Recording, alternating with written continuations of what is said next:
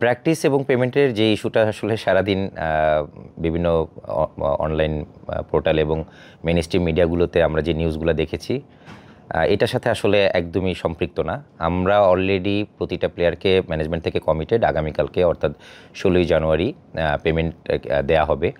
So এটার সাথে প্র্যাকটিসের কোনো ইস্যু ছিল না। আমাদের সিলেট থেকে যখন আমরা চিটাগংয়ে আসি, আমাদের কিছু প্লেয়ার ঢাকাতে নেমে গিয়েছিল, তারা রেস্টে গিয়েছিল। চিটাগংয়ে এসে সবাই একসাথে টিম হোটেলে উঠেনি। তো গতকালকে রাতে কয়েকজন এসেছে, আজকে এসেছে, ইভেন এখনও একজন দুজন মনে বাকি আছে। সব কিছু মিলিয়ে প্লেয়াররা রেস্ট চেয়েছিল, বিধায় ম্যানেজমেন্ট প্র্যাকটিসের জন্য রেস্ট দিয়েছিল। ব্যাপারটা এরকমই ছিল। আর পেমেন্টের ব্যাপারটা আগামীকালকে 16 তারিখ পেমেন্ট পেয়ে যাচ্ছে, এটা খুবই ক্লিয়ার, এটা একদমই ক্লিয়ার, এখানে কোনো কনফিউশন নাই। যেহেতু পেমেন্ট একটু ডিলে হয়েছে, টু বি ভেরি ফ্র্যাঙ্ক, এই জন্য আসলে সবার কাছে আমরা দুঃখ প্রকাশ করছি, এটা হওয়া উচিত ছিল না। তো পেমেন্ট যেহেতু আমরা আগামীকালকে দিচ্ছি, আগামীকালকে বৃহস্পতিবার, তো শুক্র শনি বন্ধ, ওই জন্য ম্যানেজমেন্ট চিন্তা করেছে 25% পেমেন্টটা অন ক্যাশ হবে। আর পাশাপাশি আমরা আরেকটা এডিশনাল চেক দিয়ে দিব 25%-এর, ইন টোটাল 50% পেমেন্ট আমরা কালকের ভিতরে করে ফেলতেছি, যার ভিতরে 25% ক্যাশ থাকবে আর 25%-এর চেক থাকবে। চেক বাউন্সের ব্যাপারটা ছিল এরকম যে, আপনারা জেনে থাকবেন ঢাকার যে ম্যাচটাতে আমাদের অনারেবল টিম ওনারের ওয়াইফ ছিলেন, উনি আপনার যখন সাইড লাইনে বসা ছিলেন, ওখানে একটা বল এসে ওনাকে আঘাত করে, ওনার একটা হাড়ের ফ্র্যাকচার হয়, যার কারণে ইনস্ট্যান্ট ওনাকে ইয়েতে নিয়ে যেতে হয়, ব্যাংকক নিয়ে যেতে হয়, উনি ট্রিটমেন্টের জন্য ওখানে ছিলেন। তো চেকটা আমরা তার আগেই দিয়ে ফেলেছিলাম। তো যখন চেকটা আমরা লিখে ফেলেছিলাম, তো ওই ডেটে বাট উনি ছিলেন না, তখন উনি আমাদের জানালেন যে, আমি তো দেশে নাই, তুমি টিমকে কমিউনিকেট করো যে আমি আসার পরে যেন চেকটা জমা দেয়, না হলে তো ফোনে আমাকে ব্যাংক পাবে না।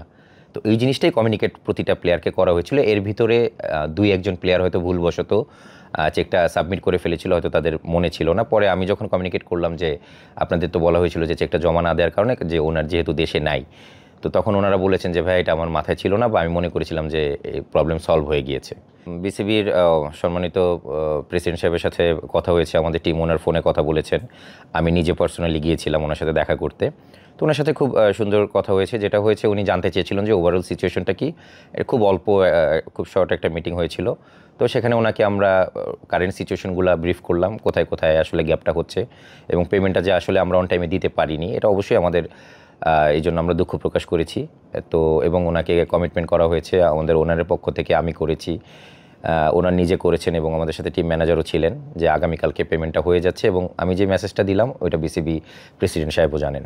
যেহেতু একটা নতুন ফ্র্যাঞ্চাইজি, একদমই নতুন ফ্র্যাঞ্চাইজি, আমাদের একদমই এক্সপিরিয়েন্সেরও কিছু ল্যাকিংস ছিল। তো ওই ক্ষেত্রে বুঝে উঠতে হয়তো একটু সময় লেগেছে, বাট আমরা খুবই আন্তরিক প্রতিটা প্লেয়ারের ব্যাপারে। আমাদের হোটেল ফ্যাসিলিটিস থেকে শুরু করে প্লেয়ারদের অন্যান্য যত ফ্যাসিলিটিস আপনারা জেনে থাকবেন, আমরা ঢাকায় কোথায় ছিলাম, এখন চিটংয়ে কোন হোটেলগুলোতে আছি, আমরা বেস্ট ফ্যাসিলিটিসগুলো ইনশিওর করার চেষ্টা করতেছি।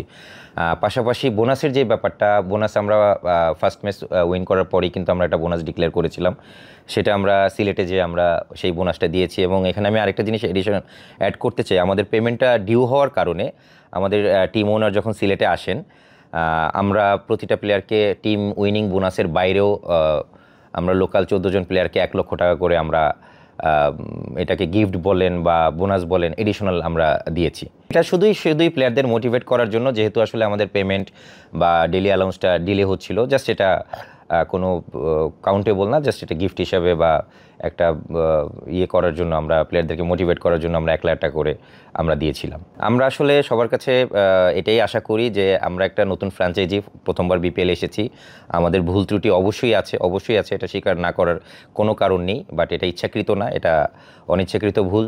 এবং আমরা চেষ্টা করতেছি আমাদের ভুলগুলোকে সংশোধন করে খুব দ্রুত সময়ের ভিতরে। আমাদের 6টা ম্যাচ গিয়েছে, আলহামদুলিল্লাহ আমরা 2টা ম্যাচ জিতেছি, আমরা একটা ফ্লোতে আছি। আমরা যেন আগামী 6টা ম্যাচের ভিতরে আমরা যে কটা ম্যাচ জেতা লাগে, অন্তত 4টা-5টা ম্যাচ জিতে আমরা কোয়ালিফাই করতে পারি। আমাদের টার্গেট হচ্ছে কোয়ালিফাই করা। তো এর জন্য যা যা করণীয় আমরা তাই করব, এবং সবাই আমাদেরকে সাপোর্ট করবেন এবং আমাদের সাথে থাকবেন। আমাদের ভুলগুলোকে অবশ্যই আমাদেরকে ধরিয়ে দিবেন, বাট সাপোর্ট করবেন সবাই, এটাই আশা করি।